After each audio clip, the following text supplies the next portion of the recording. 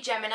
I post weekly crafting, cooking, and organic gardening videos right here on my YouTube channel. In this video tutorial, I'm teaching you how to make your own pair of leggings.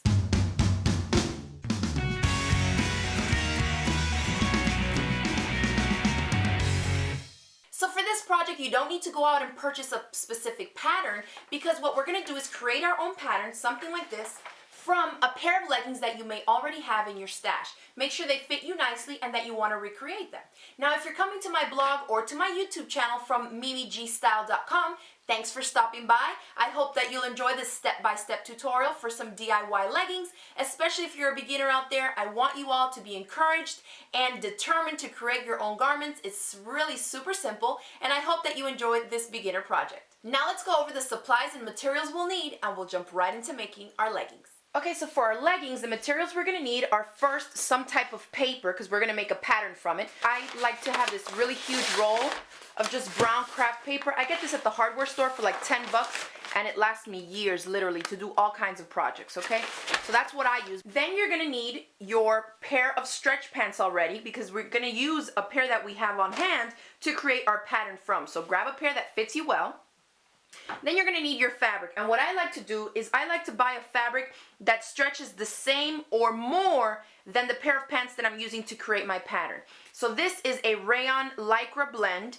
It's about 2% lycra or spandex, and I usually like to go with a 2 to 4% lycra or spandex blend because it has that good stretch to it, but when you let it go, it doesn't get saggy on you as you're walking around wearing the pants throughout the day. It always jumps back. So it has that good stretch return, okay? So I'm using this white rayon lycra blend fabric for this project, and I'm using white not because I'm gonna rock white stretch pants, but because in a future tutorial, I'll be showing you all how to tie-dye these, okay?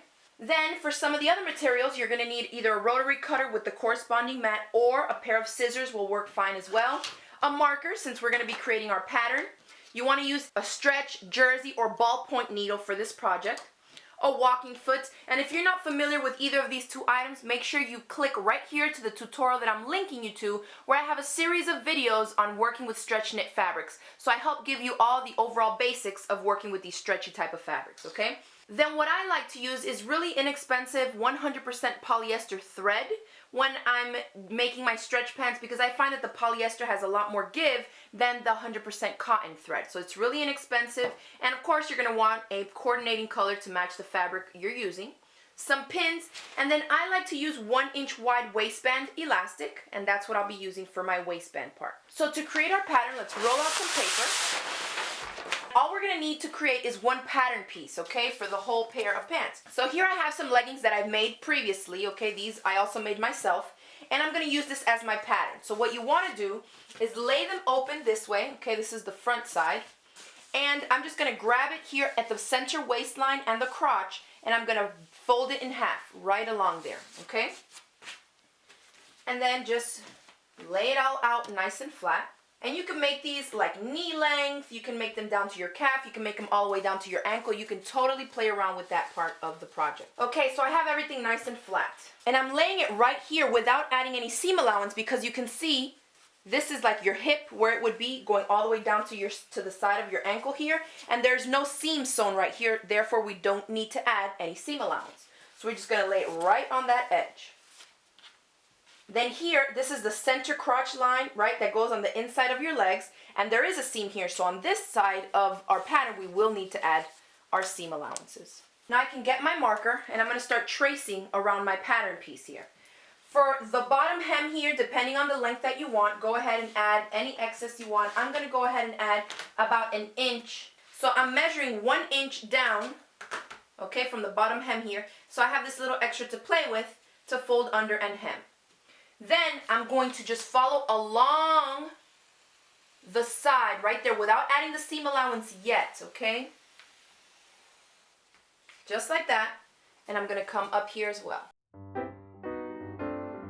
Then for the waistline, depending on whether or not you want your pants to be like high-waisted or what you want to do with it, I usually will add about 2 inches extra up here. And that'll give me enough to cover and create this elastic waistband. Now let's remove this. So that looks about fine. And because they stretch, don't worry if it's a little bit off. I'm sure that they'll still fit fine. If they don't, you can always tweak your pattern piece and then keep creating more patterns from that. Now we need to go ahead and add our seam allowance. We're going to use the US standard for garment sewing, and that's a 5/8 of an inch seam allowance. I'm using my curvy ruler here.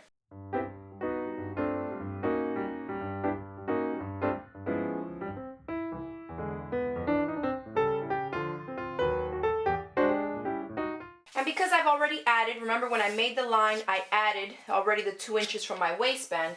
That means I can just connect it here and I'll be cutting directly on that line.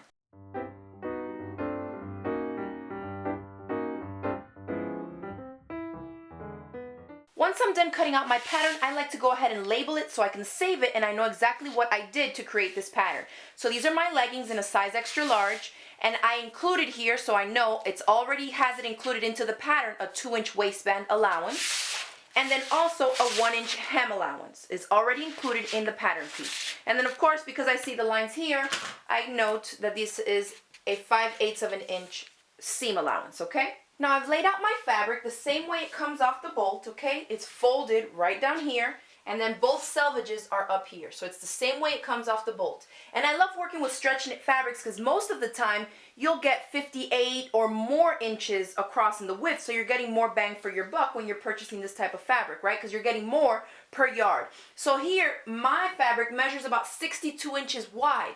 So for my size in an extra large, with just 1 yard of fabric at this width, I can create a pair of leggings for myself.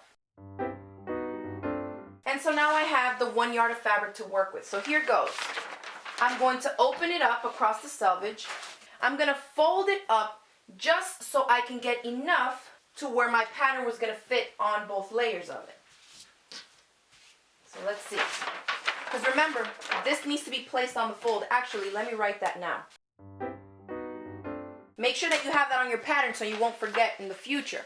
You want to place this on the fold. You can see I still have a little bit more, so I'm going to shrink it down a little bit less. One is going to be the front of the pant, and one is going to be the back. So let's see again.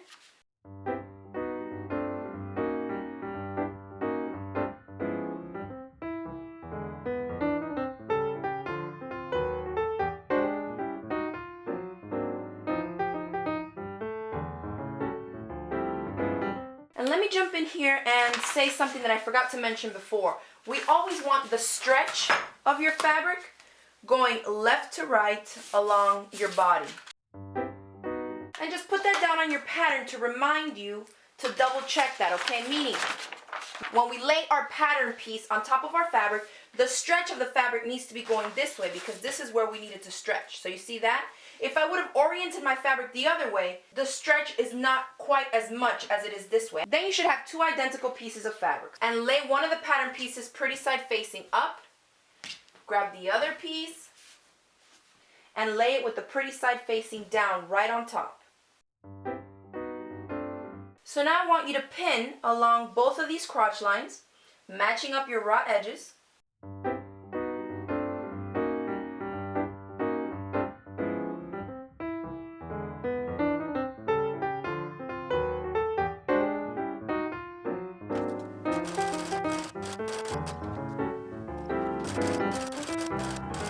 Okay, so here's what you should have. Both of these seams, you can see none of my seams are puckering or getting kind of wavy and stuff, and that's because of that stretch needle and that walking foot. So make sure you get that. So now what we need to do is put my fingers right here in the middle on each side and then just tug this way. And you can see that now they actually look like a pair of pants, right? So what you want to do now is we're going to line up all these raw edges here along the center crotch line, and we're just going to pin all the way across. And when you get to the center crotch line here, make sure that you have it matching up, okay? The seam allowances, you can push one in one direction and one in the other so there's less bulk. So you can see I'm putting this seam allowance that way. And then on the underside, this seam allowance is going this way. And that way those seams will abut right there, just like we do in quilting or patchwork, okay? And then I'm going to put my pin. Now we go back to the sewing machine, and again with that 5/8 of an inch seam allowance, a stretch stitch or zigzag stitch, and we're going to stitch all the way down.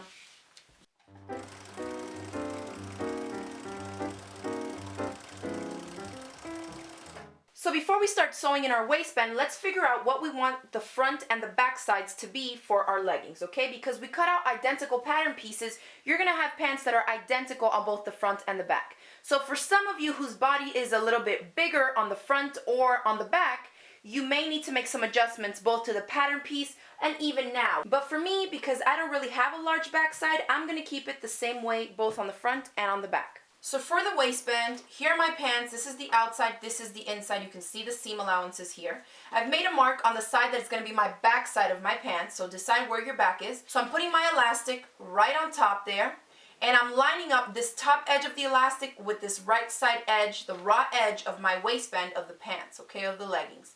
So I'm going to place my elastic right there, matching up both raw edges here, and I'm just using a plain old zigzag stitch. And I'm zigzagging on the edge. I want the zigzag to go right off the right side edge and basically encase that elastic to the top raw edge of the leggings.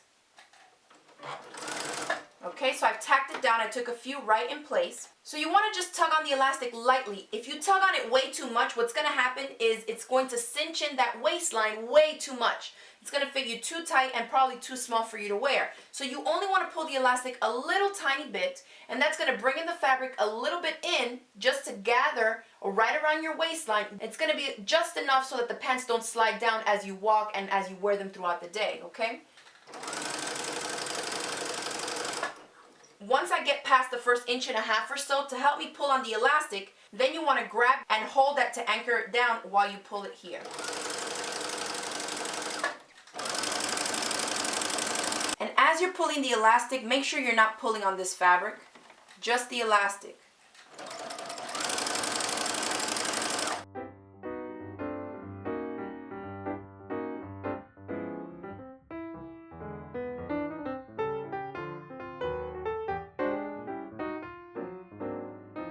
And now that I'm coming back around this way, I'm going to keep stitching till I reach right there where I initially started. And what I'm going to do is just stitch right to where I see that the other elastic piece starts.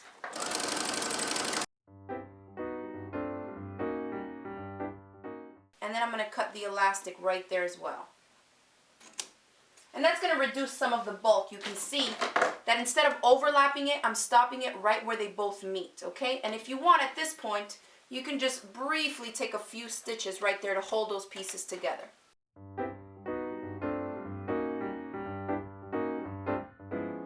What you want to do now is refold this on itself. So now that I've folded it towards the inside to cover up that elastic, right? Fold it inside and make sure that you're pushing it up against this inside edge so that you don't have any space of fabric right there. You want it nice and close to encase that whole elastic band. I'm going to place it right here, and I'm going to use my triple zigzag stitch, and I'm going to stitch right along this bottom edge.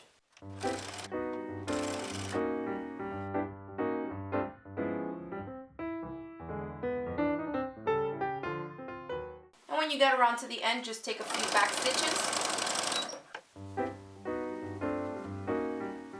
So once the waistband is on, go ahead and put the pants on so you can test the fit and also determine how much you want to hem at the bottom, okay? We added 1-inch hem allowance to our pattern, and so I'm actually liking this full length legging, so I'll probably just use about 1/4 inch or 1/2 inch at the most, turned under to create the hem at the bottom. Otherwise, you can see they fit pretty nicely. You don't have to be super small or petite or a size 2 to create your own clothes, okay? It's real simple, and this is such a fun and easy project. Now, just for the record, I would never wear white leggings out in public, but I wanted to put them on just to show you in this video how easy it is to make your own clothes, okay? And then in next week's video tutorial, I'll be teaching you how to tie-dye these same pair of leggings in white, and that way I'll be able to add some spots of darker color, and it'll be a little more flattering for my body type. So you can see here, the waistband, real nice and loose. It still holds on the waist so they're not sliding down as I walk. I can wear them with a ton of different things, and tie-dye, they're going to look really cute for the summertime. So I've turned the pants inside out, and now I'm going to fold, you see the seam here, I'm going to fold it over about 1/2 inch or so, and I do it all the way around, and then drape it over the free arm of your machine. And then on this top edge right here where the raw edge is, I'm going to use either a zigzag stitch, I'm going to use my triple zigzag, which is what I like to do. So So that's it. I hope you all enjoyed this video tutorial on making your own leggings. I hope you'll give this tutorial a try. If you do, make sure you take some pictures and upload them to my Facebook page so I can see what you're out there making from the Crafty Gemini tutorials. If you enjoyed this tutorial, go ahead and hit it with that thumbs up below, share it across the different social media sites, and be sure to click that subscribe button right there so you don't miss out on any of my future tutorials or giveaways. And be sure to join me next time where I'll be teaching you how to take the white pair of leggings we made today and turning them into a funkier tie-dyed pair of leggings. Thanks for watching, and I'll see you next time. Bye.